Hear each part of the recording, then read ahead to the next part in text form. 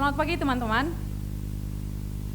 Kita bersyukur buat kesempatan yang Tuhan berikan kepada kita. Kita boleh datang bersama-sama dengan teman-teman kita, orang percaya lainnya untuk bersekutu bersama di tempat ini. Sebelum kita memulai ibadah kita ambil waktu untuk bersaat teduh.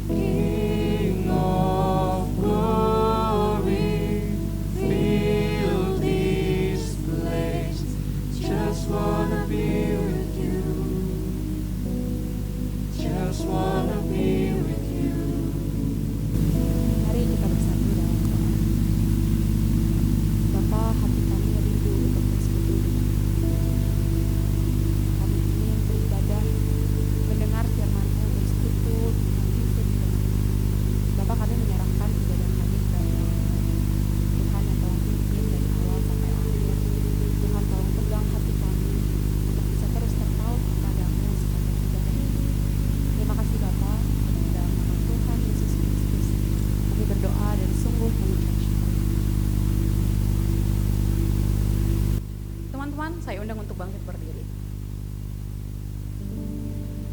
Dengarlah ayat panggilan beribadah yang diambil dari Kolose pasal yang ketiga ayat 1 sampai dengan ayat yang keempat. Firman Tuhan berkata demikian. Karena itu, kalau kamu dibangkitkan bersama dengan Kristus, carilah perkara yang di atas, di mana Kristus ada, duduk di sebelah kanan Allah. Pikirkanlah perkara yang di atas, bukan yang di bumi. Sebab kamu telah mati, dan hidupmu tersembunyi bersama dengan Kristus di dalam Allah. Apabila Kristus yang adalah hidup kita menyatakan diri kelak, kamu pun akan menyatakan diri bersama dengan Dia dalam kemuliaan. Kita adalah umat yang dipanggil oleh Allah masuk dalam persekutuan Allah Tritunggal melalui penebusan Yesus Kristus. Karyanya yang sempurna dan kekal telah digenapi di dalam diri Yesus. Itu merupakan menunjukkan konsistensi Allah terhadap janjinya kepada umat pilihannya. Mari sebagai anak-anak Allah kita memuliakan Allah dan pujilah Dia. Blessed Zion. Mari teman-teman sambil bertepuk tangan kita bernyanyi Blessed your name.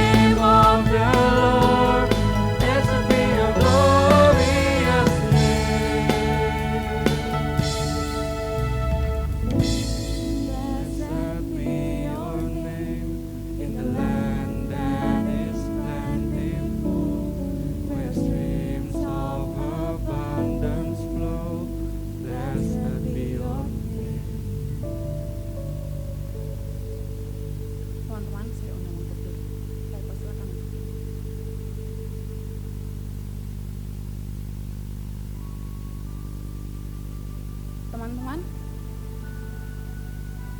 sering sekali dalam kehidupan ini,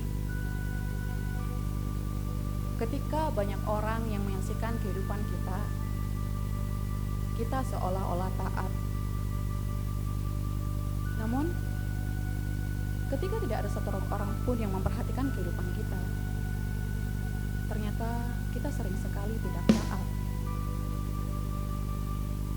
Teman-teman, mengapa kita tidak punya integritas? Bukannya Allah mau kita taat kepadanya.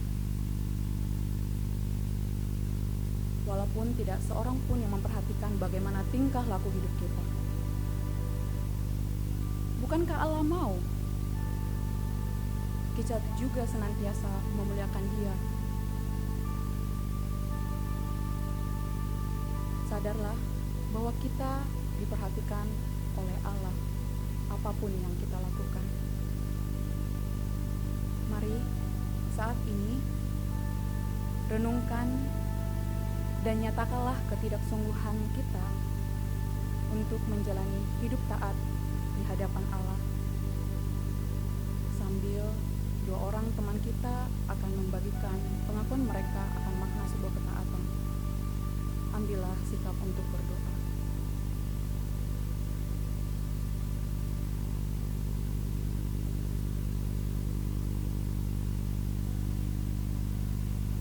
Aku cinta Tuhan. Itu yang selalu aku katakan kepada semua orang. Orang tuaku pun tahu bahwa aku cinta pelayanan. Reputasiku di gereja pun tidak diragukan lagi. Aku dipandang sebagai salah satu orang kudus di gereja. Sesungguhnya aku telah menipu mereka. Ya, aku menipu mereka semua.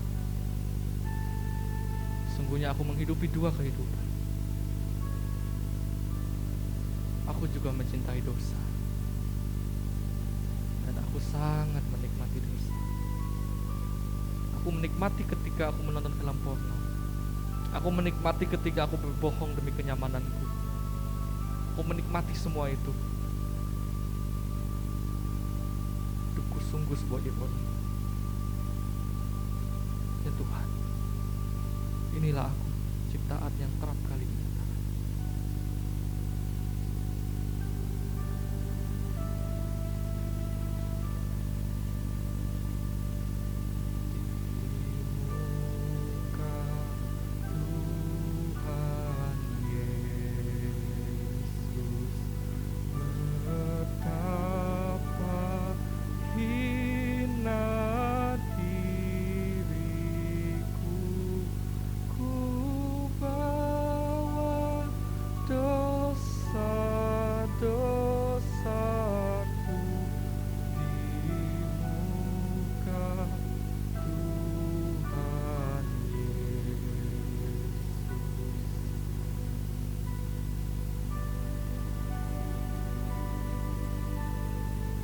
Taat kepada orang tua, terlebih kepada Tuhan, adalah nilai yang terus digaungkan di rumahku. Bahkan karakter taat merupakan karakter pertama yang kupelajari di sekolah dasar. Maka tidak heran jika aku bertumbuh menjadi sosok yang sangat mementingkan peraturan dan mematuhinya. Orang-orang melihat hidupku yang memperhatikan peraturan dan sungguh-sungguh menaatinya. Namun sebenarnya di balik itu ada hati yang dipenuhi gerutu. Sebenarnya di balik ketaatan yang orang lihat, aku tidak tulus menaati peraturan yang ada. Hal ini kulakukan karena label anak taat sudah ditanamkan dalam diriku oleh orang-orang di sekitarku. Maka mau tidak mau aku harus taat. Maka di balik ketaatan yang orang lihat, ada hati yang dipenuhi dengan gerutu yang tidak seorang pun lihat, kecuali Tuhan.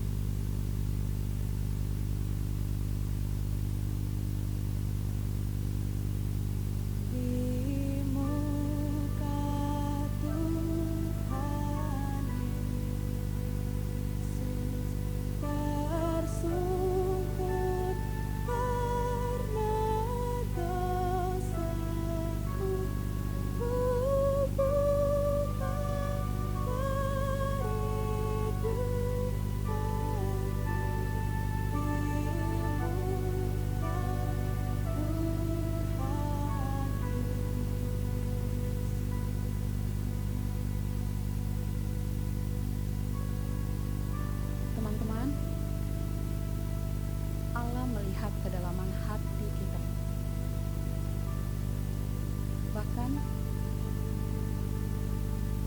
kita merasa tidak ada yang memperhatikan apa yang kita lakukan, lebih lagi apa yang kita pikirkan,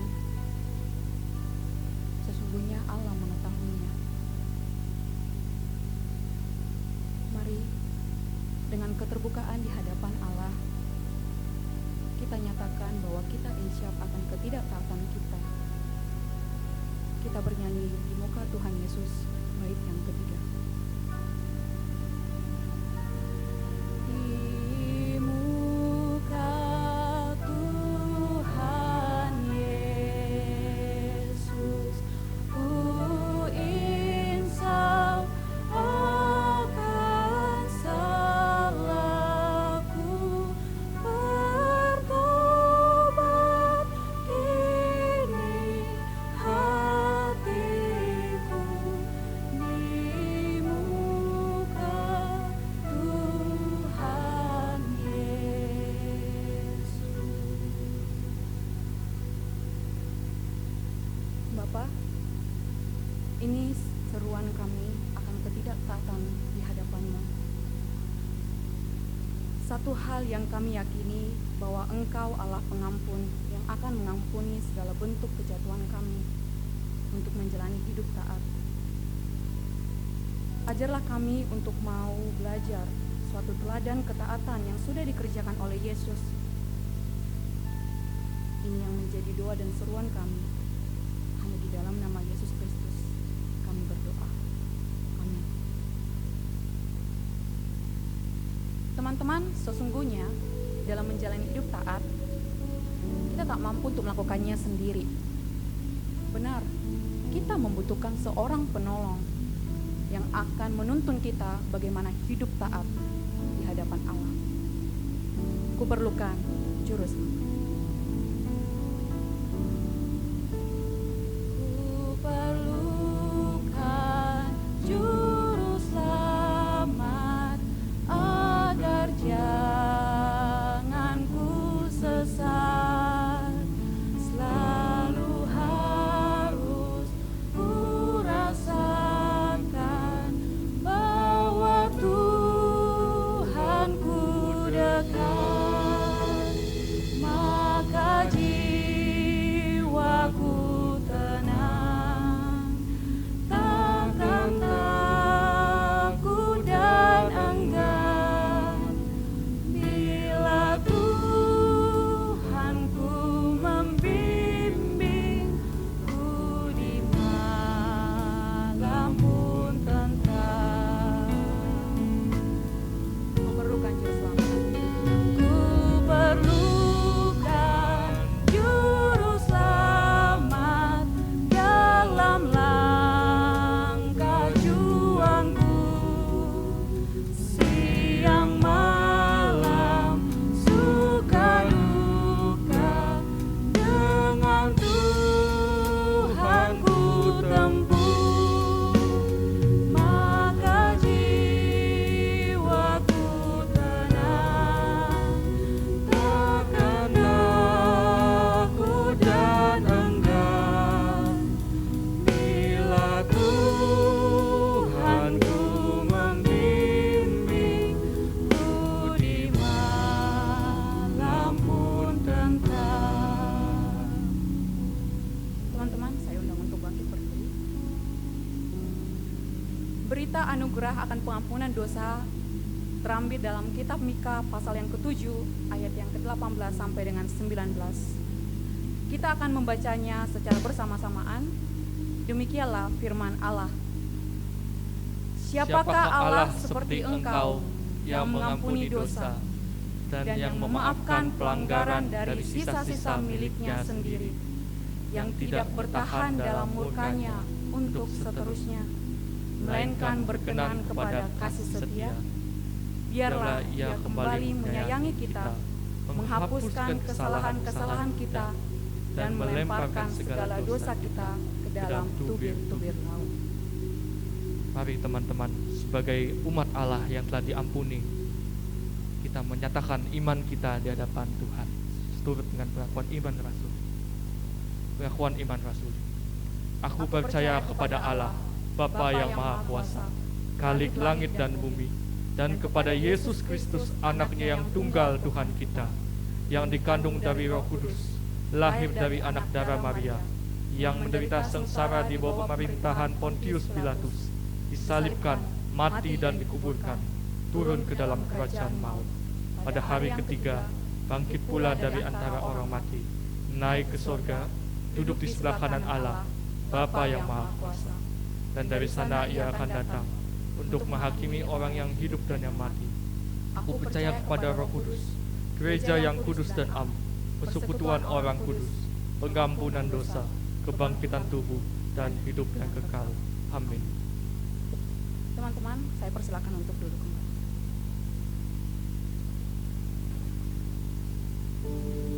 Teman-teman, dalam kondisi kehidupan yang tidak pasti, sering membuat kita khawatir.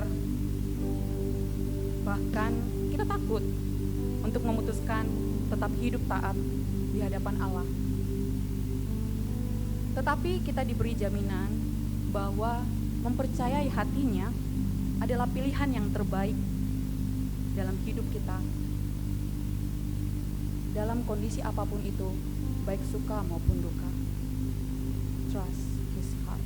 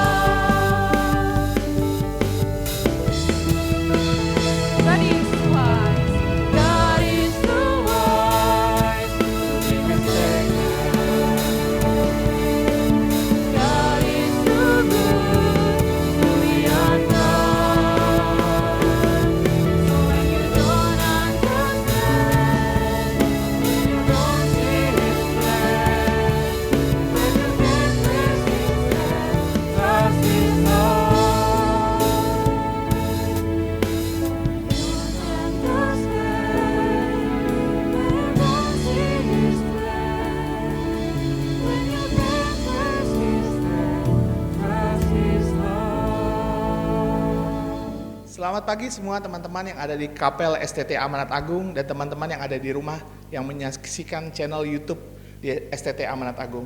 Hari ini kita akan sama-sama belajar tentang satu tema ketaatan yang saya beri judul khotbah saya, Obedience Under the Sovereignty of God. Tentang ketaatan bangsa Israel yang hidup dalam pembuangan. Mari kita buka Alkitab kita dari Daniel 3 ayat 13 sampai 18. Saya akan membacakannya untuk kita semua.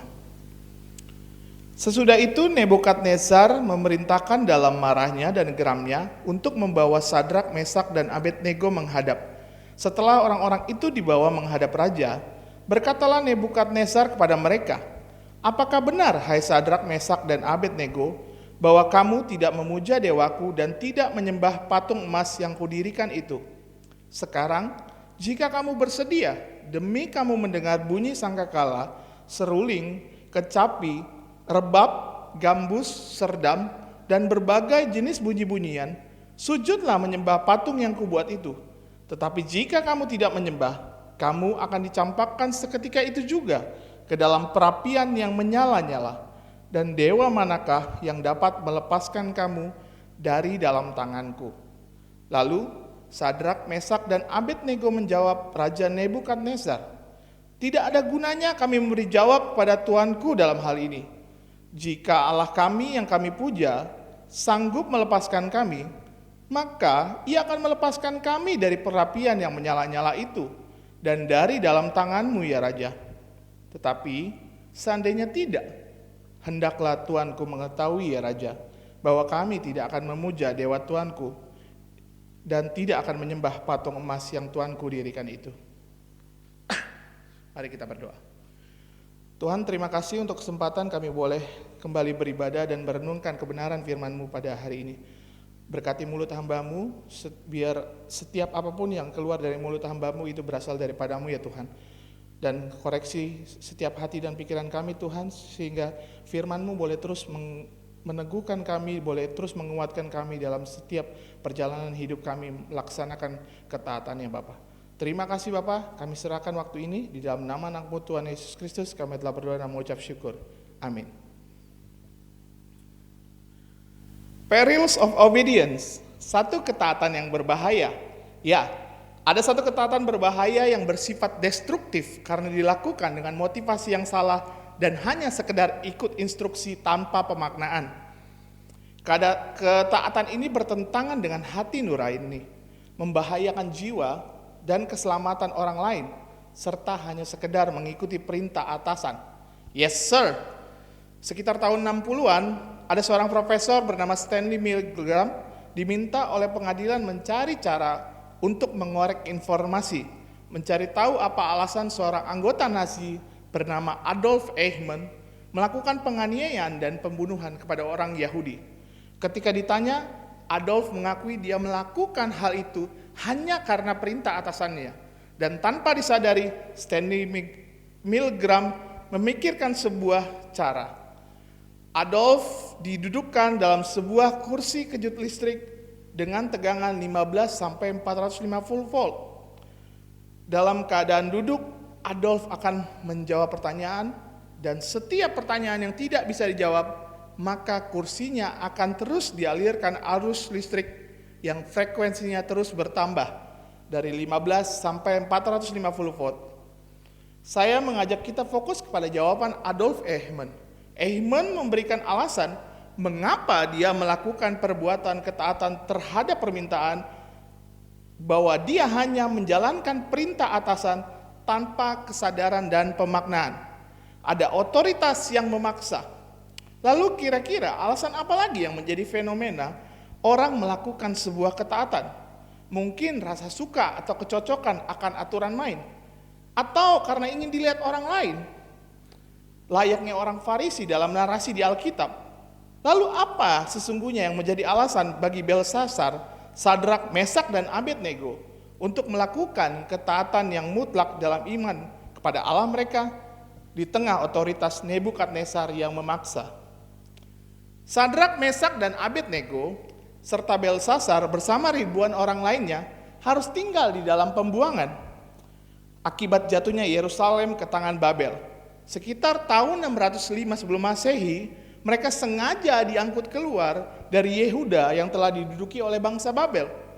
Mereka yang diangkut adalah orang-orang yang muda, tidak bercela, berperawakan baik, memahami berbagai hikmat-hikmat, berpengetahuan banyak, punya pengertian tentang ilmu, punya keterampilan bekerja di istana.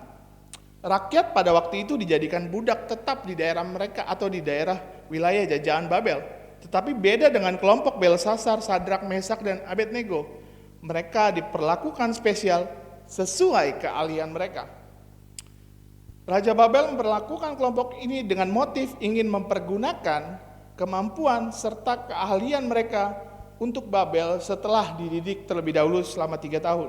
Dalam kondisi seperti ini, meskipun diperlakukan spesial, tetap menimbulkan ketidaknyamanan, kegelisahan, dan pertentangan di dalam hati dan pikiran mereka. Ada sebuah perasaan yang bertentangan di dalam diri, ada situasi yang tidak sesuai dengan pikiran, hati nurani, serta ekspektasi mereka. Akan tetapi, dalam keadaan ini, Daniel dan kawan-kawan taat terhadap apa yang mereka yakini menjadi keinginan Allah mereka dalam perjalanan hidup mereka selama dalam pembuangan. Tetap taat menyembah Yahweh. Ada beberapa hal ketaatan yang dilakukan kelompok ini. Yang pertama, Sadrak, Mesak, dan Abednego serta Belsasar berketetapan untuk tidak menajiskan diri dan memilih untuk tetap taat dalam kebiasaan pola hidup mereka. Dalam bagian ini, Daniel atau Belsasar yang berespon terlebih dahulu untuk tidak menajiskan diri dengan tawaran makanan dan minuman yang ditawarkan. Respon Daniel mempengaruhi Hanaya, Misael, dan Asaria untuk melakukan komitmen yang sama dan menantang pesuruh raja bahwa mereka akan lebih sehat tanpa makanan itu. Dalam Daniel 1 ayat 8. Yang kedua, ada suatu kondisi semua orang bijaksana ingin dimusnahkan karena mereka, orang Kasdim, tidak mampu menafsirkan mimpi Nebukadnezar. Dan kondisi itu membuat nyawa Belsasar, Sadrak, Mesak, dan Abednego terancam. Dalam kondisi ini, mereka berdiskusi satu dengan yang lainnya. Mereka memikirkan sebuah cara dan akhirnya tetap mencari serta berdoa kepada Allah Yahweh untuk masalah hidup mereka. Daniel dan kawan-kawan memuji Yahweh sebagai sumber hikmat dan pengetahuan. Mereka minta Yahweh berbelas kasihan dan menyingkapkan rahasia mimpi Nebukadnezar. Terakhir, konteks perikop yang kita baca tadi dalam Daniel 3 ayat 13 sampai 18. Nebukadnezar mendirikan patung di dataran Dura, wilayah Babel. Hal ini merupakan puncak konfrontasi antara Nebukadnezar dan Sadrak, Mesak, dan Abednego. Nebukadnezar memaksa Sadrak, Mesak, dan Abednego untuk menyembah patung dirinya dan dewa Babel. Akan tetapi mereka menolak dan memilih taat mutlak kepada Allah Yahweh, meskipun ada ancaman dan kondisi yang berbahaya. Dalam ayat 13-15 ada keadaan drama yang coba Nebukadnezar lakukan dengan melakukan sebuah tindakan politik. Politik ini terlihat dari perubahan mood, dari geram dan marah menjadi ajakan jika kamu bersedia. Dalam ayat 13-14 baru ditemukan diteruskan di ayat 15a. Politik lainnya adalah menggunakan budaya dan tradisi dalam penyembahan dengan alat musik dan bunyi-bunyian. Demi kamu mendengar, dikatakan di ayat 15b. Tetapi objek yang disembah adalah patung image Nebukadnezar dan dewa Babel. Kalau dalam konteks sekarang, saya orang Batak, ketika saya mendengar ada gondang dan seruling, maka saya secara otomatis akan manortor. Tetapi dalam hal ini, Sadrak, Mesak, dan Abednego punya sebuah discernment, kesadaran serta ketajaman melihat bahwa hal itu salah dan menyimpang. Mereka tidak sedang menyembah Allah Yahweh. Dalam hal ini mereka sedang diuji ketaatannya. Dan bahkan respon mereka luar biasa. Mereka menolak dan menantang balik. Dalam ayat 16-17, para komentator dan para penafsir sepakat bahwa bahasa yang digunakan menunjukkan arogansi seorang martir seperti pada waktu masa Makabe. Jadi penggambaran bahasa dari ayat 16-17 itu menggambarkan seperti layaknya seorang martir yang mempertahankan iman mereka. Lalu, apa sesungguhnya yang menjadi alasan mereka taat terhadap Yahweh?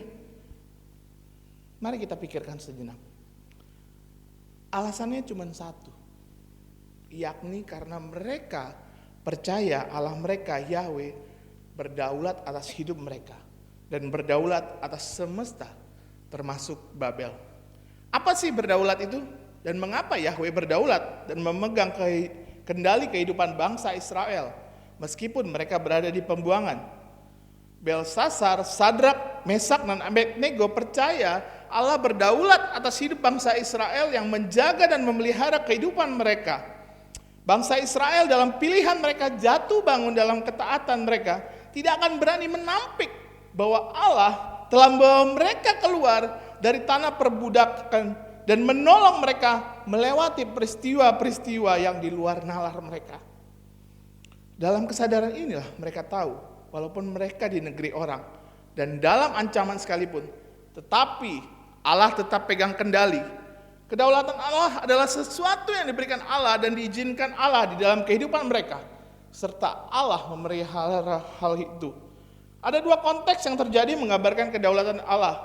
Pertama, Daniel pasal 1 ayat 1 pasal 1 ayat 2, pasal 1 ayat 9 dan pasal 1 ayat 17. Di mana Allah menyatakan kedaulatannya lewat pemberian dan seizin Allah.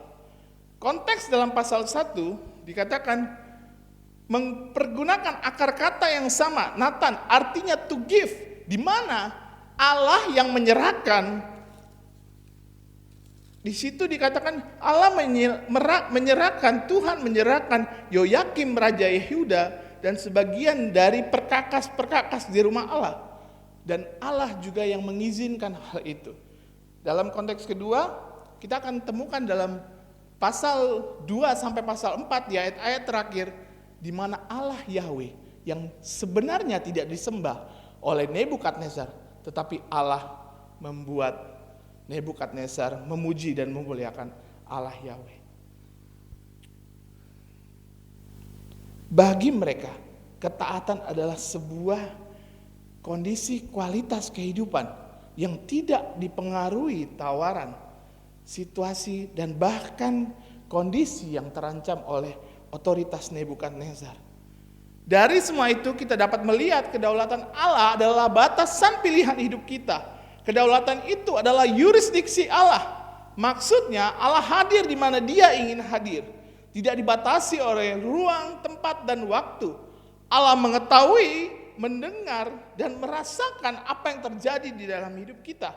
Dengan menyadari Allah berdaulat, maka kita akan memberikan tempat dan ruang terhadap apa yang ingin dikerjakan Allah di dalam hidup kita. Melalui ruang dan tempat tersebut, maka kita akan memproyeksikan hidup kita hanya untuk kerancangan dan tujuan Allah semata melalui sebuah komitmen ketaatan.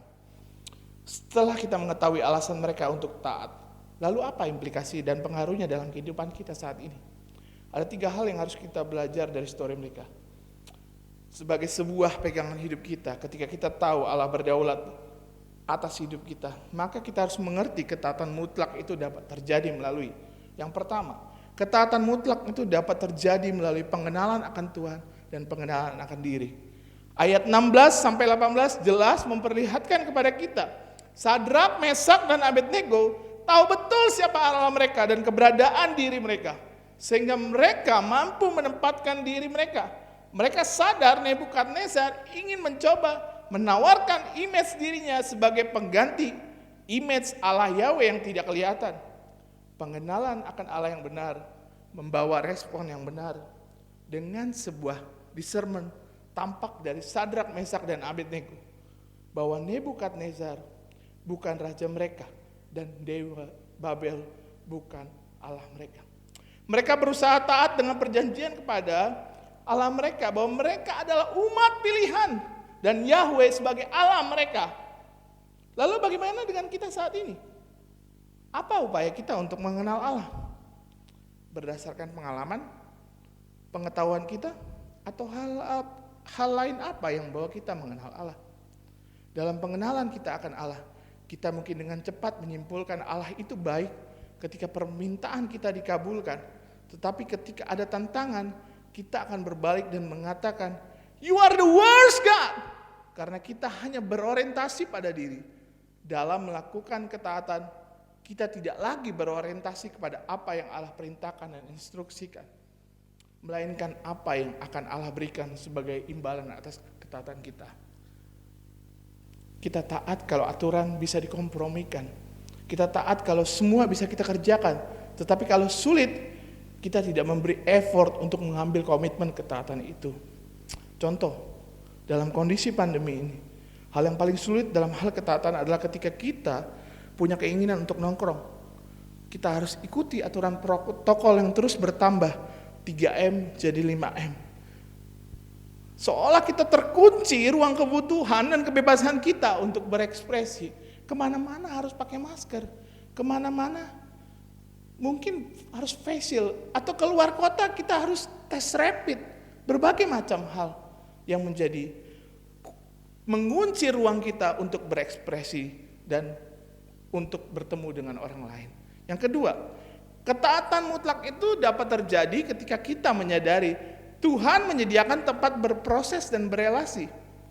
Ada lingkungan keluarga, gereja, kampus, sekolah, lingkungan tempat bermain atau tempat kita nongkrong. Asrama, kamar di asrama, kos-kosan, sebutkan tempat lainnya. Dengan mengetahui Allah berdaulat, maka kita harus menanamkan di pikiran kita bahwa akan ada selalu kemungkinan situasi dan kondisi yang tidak kita inginkan dalam tempat-tempat tersebut, dan semua terjadi atas seizin serta sepengetahuan Allah. Bisa susah, senang, teraniaya, atau kenyamanan. Disitulah tempat dan ruang Allah sesungguhnya menyatakan dirinya. Tidak secara instan, tetapi melalui proses, interaksi, dan waktu yang panjang melewati ketegangan, ketakutan, ancaman, tangis, dan canda tawa. Dalam ayat 13-15 kita bisa melihat bahwa Sadrak, Mesak, dan Abednego sadar betul mereka sedang tidak di rumah mereka. Mereka coba meneguhkan hati satu dengan yang lainnya. Dan mereka saling menguatkan satu dengan yang lainnya, serta mempengaruhi satu dengan yang lainnya dalam ketaatan iman mereka. Walaupun mereka dalam keadaan terancam. Lalu bagaimana dengan kita saat ini? Coba lihat samping kanan dan kirimu, depan dan belakangmu. Mungkin mereka pribadi yang buatmu sedih, marah, kecewa, ataupun sukacita. Tetapi sadarlah, setiap pribadi butuh pribadi yang lain, yang melahirkan sebuah proses, dinamika, dan tujuan bersama komunitas iman. Dalam proses interaksi, aksi, dan reaksi kita dengan orang lain, disinilah Allah menyatakan dirinya, supaya kita bisa mengenal siapa Allah kita dan membawa kita dalam panggilan kita bersama to be Christ likeness. Amsal 27 ayat 17 mengatakan, besi menajamkan besi dan manusia menajamkan sesamanya. Kehadiran orang di sekitar kita mempertajam dan memperlengkapi kita, bahkan menolong kita ketika melakukan sebuah ketaatan. Dengan adanya tempat berproses dan teman berjalan dalam sebuah komitmen ketaatan, akan membuat kita terus berefleksi dan meneguhkan serta memberikan sebuah dorongan semangat bahwa kita tak pernah sendiri. You'll never walk alone. Itulah alasan saya suka Liverpool, saudara, karena anthem ini. Saya sadar saya tidak sendiri ketika saya melakukan sebuah perjalanan hidup dalam komitmen ketaatan iman saya. Ada sebuah kesadaran, we need people, we need God, and we need process. Yang ketiga, kehadiran Kristus adalah sebuah penggenapan dan perwujudan kedaulatan Allah. Pada masa lalu, budaya dan tradisi serta Taurat menjadi sebuah halakah atau gaya hidup terkontrol dan terikat dalam hubungan perjanjian yang memberikan alasan Israel untuk taat dalam iman. Hal tersebutlah yang melahirkan konsekuensi iman.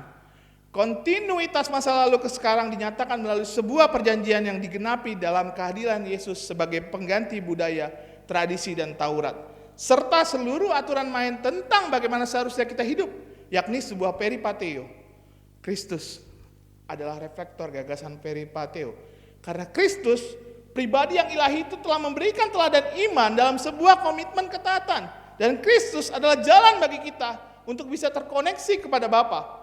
Kehadiran Kristus dalam dunia adalah pengikat semua aspek dan nilai hidup kita, saudara. Sehingga kita akan terus berjalan dalam keinginan Allah. Karena kita menjalankan satu proses seperti Kristus, saudara. Menjalankan suatu tantangan untuk menjadi Christ likeness, saudara. Akan tetapi ada hal yang harus kita pikirkan lebih jauh tentang kehadiran Kristus, saudara. Kita berusaha menjadi Christ likeness, tetapi kehadiran Kristus jangan kita maknai sebagai role model untuk tindakan etis semata, saudara. Karena hal itu akan membuat kita fokus kepada upaya kita semata dan melupakan anugerah yang memberikan kita kuasa untuk melakukan ketaatan itu. Dengan kata lain, kita harus melihat Kristus hadir sebagai manusia sejati dan Allah yang sejati. Karena itulah natur keberadaannya. Albert Schweitzer, seorang teolog abad ke-19, dalam bukunya The Quest Historical Jesus, mungkin menolong kita memberikan ide tentang Yesus.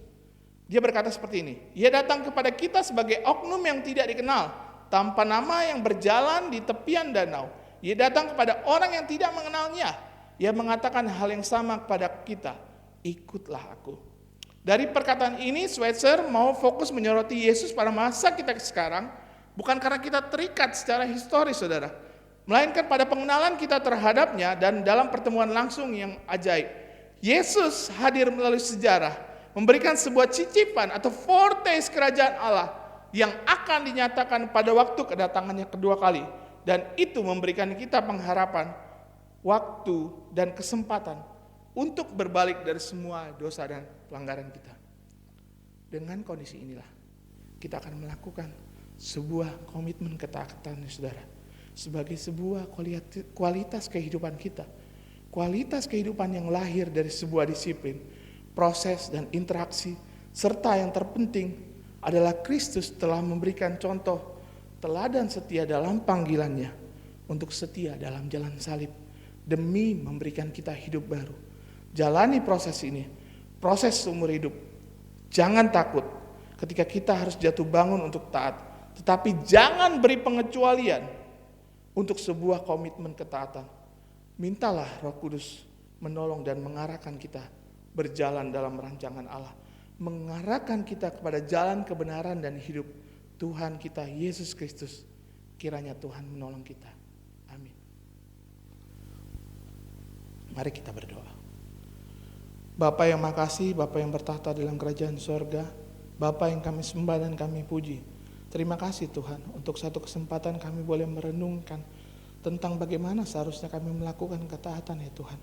Bukan karena siapa diri kami Tuhan, tetapi Engkau yang telah memberikan teladan, Kristus yang telah hadir di dunia ini Tuhan, memberikan teladan dan contoh, memberikan kami kuasa Tuhan untuk melakukan. Dan kiranya Roh Kudus-Mu terus menguatkan kami, meneguhkan kami, mengarahkan mata dan pandangan kami Tuhan tertuju kepada Kristus sebagai jalan kebenaran dan hidup. Tolong kami Tuhan memaknai firman pada hari ini, sehingga firman-Mu boleh terus menguatkan dan meneguhkan hati serta pikiran kami. Terima kasih Bapa, hanya di dalam nama Anak Tuhan Yesus Kristus kami telah berdoa dan mengucap syukur. Amin.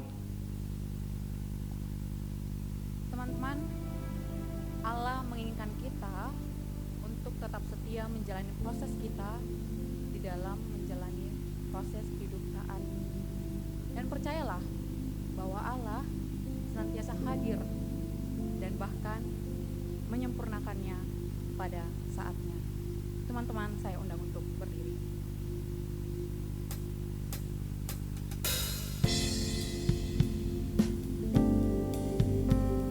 Saatnya Ia akan genapkan pada waktunya. Yang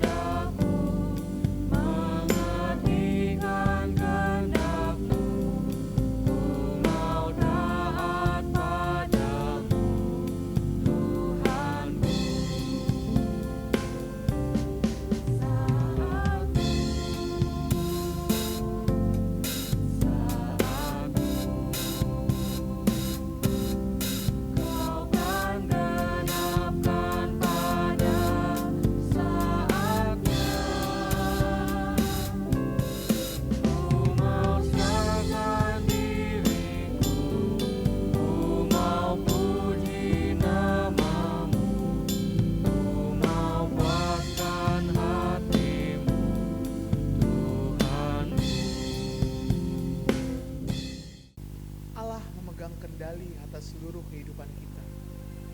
Itulah alasan kita untuk terus mengambil komitmen ketaatan yang mutlak dalam iman kita kepada Tuhan kita, Yesus Kristus. Teman-teman, dengarkanlah janji setia Allah yang diberikan kepada kita, yang menguatkan hidup kita untuk tetap taat kepadanya. Pergilah anakku dengan berkat yang kuberikan. Engkau tidak akan pernah sendirian. Amin. Dari engkau bangun sampai kembali tidur, aku selalu bersamamu. Engkau milikku. Amin. Di tengah pergumulanmu, ingatlah bahwa aku akan selalu merengkuhmu dengan cinta kasihku. Amin. Pergilah anakku dengan berkat yang kuberikan. Aku menyertai engkau selamanya. Amin. Amin. Segala kemuliaan hanya bagi Tuhan.